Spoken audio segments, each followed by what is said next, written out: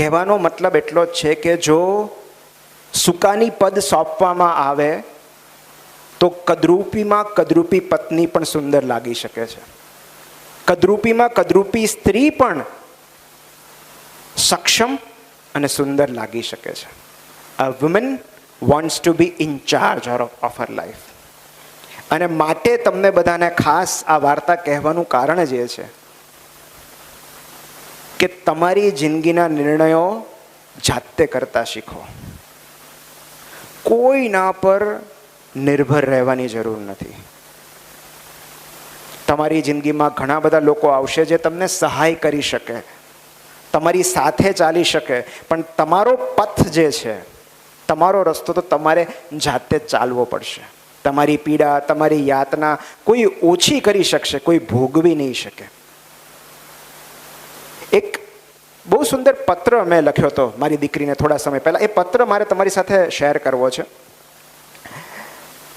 એ પત્ર હું મારા મોબાઈલમાં લઈને આવ્યો છું કે બહુ સમય પહેલાં મેં સોશિયલ મીડિયા પર અમુક ફોટોગ્રાફ્સ જોયા જે બહુ ડિસ્ટર્બિંગ હતા. મને એવું લાગ્યું કે લોકો આવા ફોટા શું કામ મૂકે છે.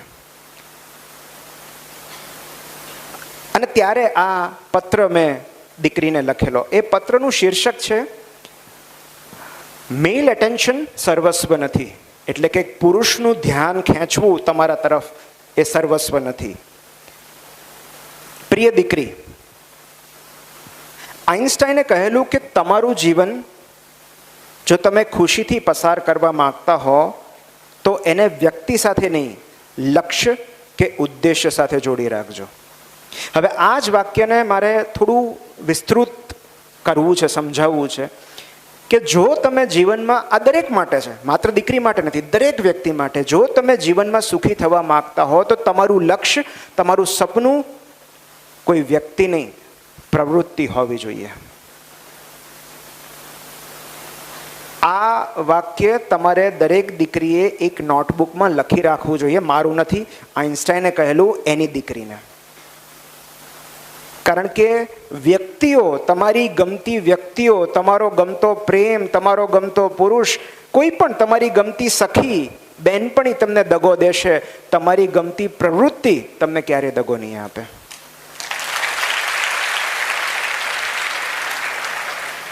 બેટા, આ જગત એક પુરુષના એટેન્શનથી અનેક ગણું વધારે વિસ્તૃત અને વિશાળ છે. જો તારે એક સંતૃપ્ત, સમૃદ્ધ, સ્થિર અને સુખી જીવન જીવવું હોય તો તારી જિંદગીને ક્યારેય એક પુરુષે આપેલા મહત્વની આસપાસ મર્યાદિત ન કરી નાખતી. તારી સુંદરતા અને સ્ત્રીત્વની સૌથી વધારે કદર ફક્ત તું જ કરી શકીશ. એ માટે બીજા કોઈ પર નિર્ભર ન રહેતી. મેલ એટેન્શન સિવાય કે એક પુરુષને પામવા સિવાય પણ આ જગતમાં પામવા જેવું ઘણું બધું છે. અને કોઈ પુરુષે તને આપેલું મહત્વ એ ફક્ત એક ક્ષણનું સત્ય છે. આવનારી ક્ષણમાં કદાચ એ સત્ય બદલાઈ પણ જાય, પરંતુ એનાથી તારી અંદરનું વાતાવરણ બદલાવવું ન જોઈએ. પુરુષો દ્વારા મળતું મહત્વ ક્યારેક તેમના વિચારોને કારણે નહીં, તેમની વૃત્તિને કારણે હોય છે. તારી સેલ્ફ વર્થ, આ દરેક દીકરીને મારે કહેવાનું છે કે તારી સેલ્ફ વર્થ ફક્ત તું જ નક્કી કરી શકે છે. તારું મૂલ્ય કેટલું છે એ બીજું કોઈ નક્કી નહીં કરે. એ ફક્ત તું જ જાણે છે ને તું જ નક્કી કરીશ. તારા ઇન્સ્ટા કે ફેસબુક અકાઉન્ટ પર મળતી લાઇક્સથી તારું મૂલ્ય કે લાયકાત નક્કી ન કરતી. તે જોયેલા સપનાઓ જીવવા માટે તારે કોઈ પુરુષના સમર્થનની જરૂર નથી. તારી પેશન ફોલો કરવા માટે તારે કોઈની પરવાનગી લેવી નહીં પડે. તારી પોતાની જાત વિશેની માન્યતા અને વિશ્વાસ મજબૂત રાખજે. એક પુરુષ દ્વારા સ્વીકાર પામવાના લક્ષ્યની આસપાસ તારા જીવનને બાંધી ન રાખતી, એને વિસ્તરવા દેજે. દીકરી, આ આખું આકાશ તારું છે અને એમાં ઉડવા માટે તારે કોઈના સર્ટિફિકેટ કે ફ્લાઇંગ લાયસન્સની જરૂર નથી. અયોગ્ય સ્થળો કે વ્યક્તિઓ પાસે તારું મહત્વ શોધતી રહીશ તો આખું જીવન સ્વીકારની શોધમાં જ પસાર થઈ જશે. કોઈને ઇમ્પ્રેસ કરવાના પ્રયત્નો કરતા રહેવા માટે આ જીવન બહુ ટૂંકું છે. તારું એ વર્ઝન બનાવજે જે તને પોતાને ગમે, એવું નહીં જે તને લાગે છે કે કોઈ અન્યને ગમશે. પુરુષના ગમા અણગમા બહુ તકલાદી હોય છે. એના પર વધારે ભરોસો કરીશ તો દુઃખી થઈશ. પુરુષનું એટેન્શન પામવાની ઝંખનામાં તારી ઓરિજિનલ જાત ક્યાંક ખોવાઈ ન જાય એની કાળજી લેજે. જીવનમાં સતત કોઈ પુરુષની હાજરી એ તારા સ્ત્રીત્વનું પ્રમાણ ના હોઈ શકે.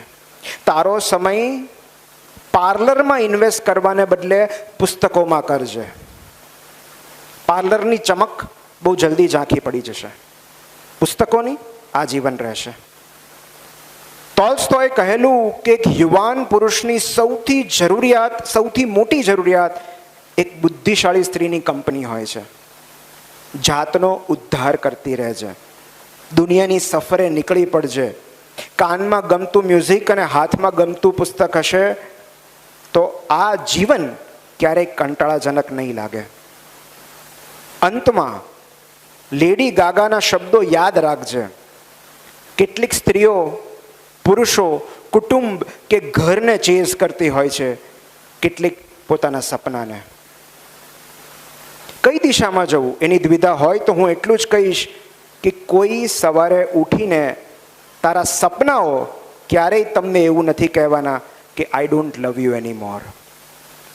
તમારી ગમતી પ્રવૃત્તિ ક્યારેય તમને એવું નહીં કે હવે હું તને પ્રેમ નથી કરતી. તમારી ગમતી પ્રવૃત્તિ ક્યારે તમારા પર અત્યાચાર નહીં કરે. સંઘર્ષો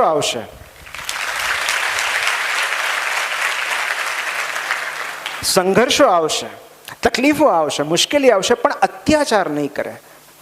તમારા સ્વમાનને ખંડિત કરવાના પ્રયત્નો નહીં કરે. ઓન ધ કોન્ટ્રી, તમારી ગમતી પ્રવૃત્તિ કલા હોય, પરોપકાર હોય, સેવા હોય, જે પણ તમારી ગમતી પ્રવૃત્તિ છે એ તમારું સ્વમાન ચણશે, એ સ્વમાનના ચણતરનું કામ કરશે. માટે એક પેશનેટ એક્ટિવિટી જીવનમાં હોવી જરૂરી છે અત્યારથી. એ નૃત્ય હોઈ શકે, ડાન્સિંગ હોઈ શકે, મ્યુઝિક, કંઈ પણ, એનીથિંગ. કારણ કે એ પ્રવૃત્તિ તમને જીવનના કપરા સમય દરમિયાન ટકી રહેવામાં મદદરૂપ થશે. આવી જ એક મહાન સ્ત્રીની, મહાન કવિયત્રીની સત્ય ઘટના, જીવન કથા મારે તમને કહેવી છે કે એ વ્યક્તિ એમાંથી કઈ રીતે બહાર આવી. એમનું નામ હું પછી લઈશ. તો એ જે કવિયત્રી હતા એમનું બાળપણ બહુ સંઘર્ષમાં વીત્યું. એ 5-6 વર્ષના હતા ત્યારે એમના મમ્મી પપ્પા અલગ થઈ ગયા, ડિવોર્સ થઈ ગયા એમના. 8 વર્ષની ઉંમરે, તેઓ જ્યારે 8 વર્ષના હતા ત્યારે 8 વર્ષની ઉંમરે એમના મમ્મીના બોયફ્રેન્ડ દ્વારા એમના પર બળાત્કાર કરવામાં આવ્યો, જ્યારે તેઓ ફક્ત 8 વર્ષના હતા. તેમ છતાં હિંમત કરીને તેમણે ફરિયાદ કરી, પોલીસ કમ્પ્લેન કરી અને તાત્કાલિક પેલા આરોપીને જેલ ભેગો કરી દેવામાં આવ્યો. કમનસીબે આપણે ત્યાં આવા આરોપીઓ જલ્દી છૂટી જતા હોય છે. એ પણ છૂટી ગયો. પણ આ પીડિતાના અંકલ, એનો ગુસ્સો હજી ઉતર્યો નહોતો. જેવો પેલો આરોપી જેલમાંથી બહાર આવ્યો એટલે એને એટલો બધો માર્યો કે પીડિતાની નજર સામે એ વ્યક્તિ મૃત્યુ પામ્યો અને પીડિતા આઘાતમાં સરી પડ્યા. એને થયું કે મેં ફરિયાદ કરી એટલે આ વ્યક્તિએ જીવ ગુમાવવો પડ્યો. મારા શબ્દો, મારી અભિવ્યક્તિ આટલી જીવલેણ કઈ રીતે હોઈ શકે? આના કરતાં તો મેં ફરિયાદ ન કરી હોત તો સારું હોત. એ ગિલ્ટ, એ અપરાધ ભાવ એમનો પીછો નહોતો છોડતો.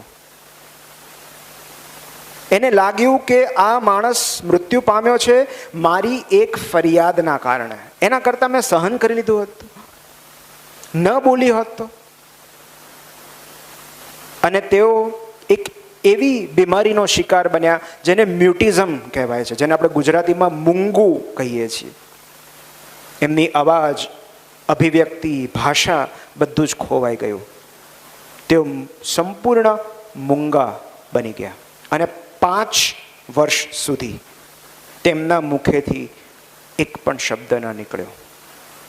Not even a single word. એમણે નક્કી કરી લીધેલું કે મારા શબ્દોને કારણે, મારી અભિવ્યક્તિને કારણે એક વ્યક્તિનો જીવ ગયો છે, હું આ જીવન નહીં બોલું, હું આ જીવન મૂંગી રહીશ. પણ 5 વર્ષ પછી એમના જીવનમાં એમના ફેમિલી ફ્રેન્ડ અને એક શિક્ષિકા પ્રવેશ્યા અને એ શિક્ષિકાએ હાથ પકડીને એ પીડિતાની મુલાકાત લાઇબ્રેરી સાથે કરાવી, પુસ્તકાલય સાથે કરાવી. શિક્ષિકાનો હાથ પકડીને એ કવિયત્રી સાહિત્યની દુનિયામાં પ્રવેશ્યા. શેક્સપિયર અને એવા મહાન લેખકોને વાંચવા લાગ્યા, મહાન કવિયત્રીઓની કવિતાઓ વાંચવા લાગ્યા અને ધીમે ધીમે ધીમે એમને એમની ભાષા જડતી ગઈ. એમનો ખોવાયેલો અવાજ પાછો મળતો ગયો અને એકવાર પાછા મળ્યા પછી એ અવાજ એમણે જીવનના છેલ્લા શ્વાસ સુધી જાળવી રાખ્યો. આ એ જ અવાજ હતો જે રંગભેદની નીતિ સામે ઉઠેલો. આ એ જ અવાજ હતો જે માનવ અધિકાર માટે ઉઠેલો. આ એ જ અવાજ હતો જે આવી અસંખ્ય દીકરીઓના ભવિષ્ય માટે ઉઠેલો, એમના ઉદ્ધાર માટે ઉઠેલો. તેમને પોતાને કોઈ દીકરી નહોતી, પણ અસંખ્ય દીકરીઓએ તેમને પોતાની માતાનો દરજ્જો આપેલો, જેમણે પોતાની દીકરી ન હોવા છતાં દીકરીઓ માટે એક આખું પુસ્તક લખ્યું, જે પુસ્તકનું નામ છે લેટર્સ ટુ માય ડોટર. અને જેમણે અસંખ્ય કવિતાઓ આપી, અસંખ્ય પુસ્તકો આપ્યા, અસંખ્ય વાર્તાઓ આપી, જેઓ વિશ્વ સાહિત્યની દુનિયામાં સદાયને માટે અમર અને સદાબહાર થઈ ગયા, એવા એક કવિયત્રી એટલે માયા એન્જેલુ. આ માયા એન્જેલુની વાત છે.